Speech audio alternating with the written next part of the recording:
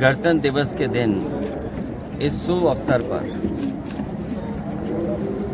संगम में जो परंपरा है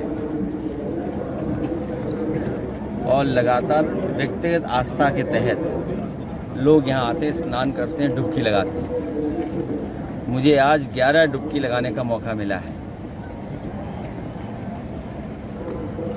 संगम पर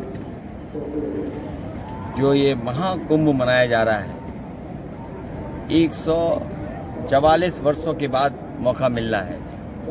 आज के दिन यही संकल्प लेते हैं कि सौहार्द रहे और भगवान से यही कामना है, सौहार्द रहे, सद्भावना रहे और सहनशीलता के साथ हम लोग आगे बढ़ते रहें। जनता की भलाई के लिए, जनता का कल्याण हो, ऐसा संकल्प, ऐसा हमारा मानना है। बड़ा आयोजन है और मुझे याद है कि जिस समय समाजवादी सरकार थी उस समय भी महाकुंभ करने का मौका मिला था। 12 साल के बाद जो कुंभ हुआ था वो करने का मौका मिला था। उस समय चीफ सेक्रेटरी और संबंधित विभाग जितने भी थे और हम लोगों को जो कम संसाधन में आयोजन करने का मौका मिला था, उस समय के तमाम स्टडीज़ ये कहती हैं, जो हार्वर्ड जैसी यूनिवर्सिटी ने स्टडी की थी, और पूरा का पूरा कुंभ कहाँ से परंपरा शुरू हुई है। सम्राट हर्षवर्धन के समय से जो हम पे डॉक्यूमेंटेड हिस्ट्री जो दिखाई देती है, वैसे तो ये पौराणिक है, लेकिन जो डॉक्यूमेंटेड हिस्ट्री जिसकी जानकारी हमें और आपको मिलती है, रिवर का कन्वर्जेंस है, तीनों नदियों का जो कन्वर्जेंस है वो हमेशा अलग होता है। यही इसकी खूबसूरती है और बिना प्रचार के लोग यहाँ व्यक्तिगत आस्था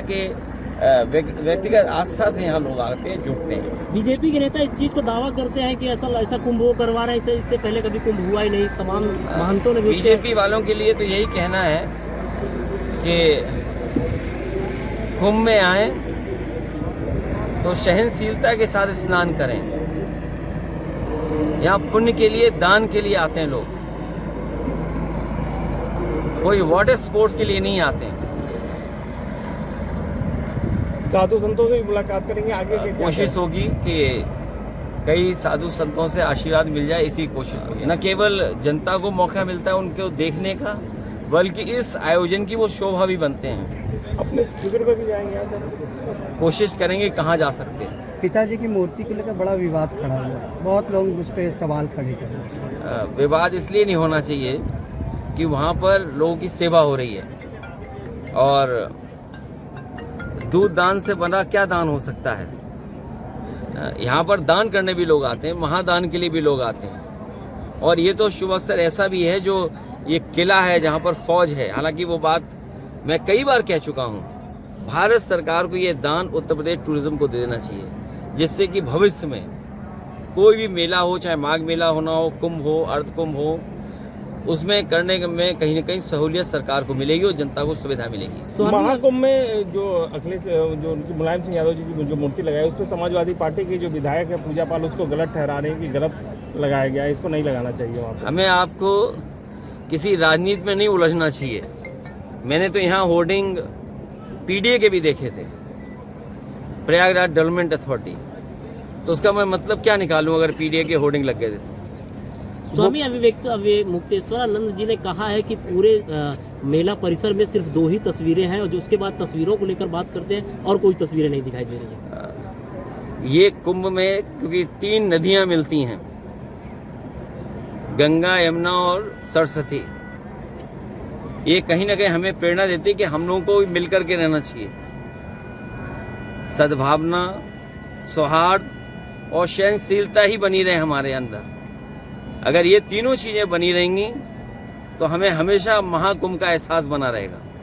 वो कहते हैं कि बहुत बेस्ट है, आज से 44 साल बाद सहयोग बना और सबसे बेस्ट कुंभ हम ही करा रहे हैं। 144 साल का सहयोग उन्हें मिल गया, और आज तो ये भी कहते हैं कि आज के दिन कई स्टार्स एक लाइन में हैं, तो आज हमें भी ये पुण्य के दिन हमें ऐसा मौका मिल गया कि स्नान कर लिया। तो आज के दिन चुनने का कोई खास वजह है? कोई नहीं, जिस दिन माँ गंगा बुला लें माँ गंगा या ने बुलाया। संगम पे जिस दिन का लिखा हो हमारे आपके, हमारा आपका लिखा है मिलने का, तो आज मिलने हमारा। संगम से भैया आपका पुराना नाता रहा है, चाहे नेताजी रहे हो या परिवार के और सदस्य भी रहे हो, अक्सर संगम से नाता रहा है और आना हुआ। पहली बार संगम नहीं आए, कई मौकों पर, कई अलग अलग समय पर हम लोगों को आने का मौका मिला है।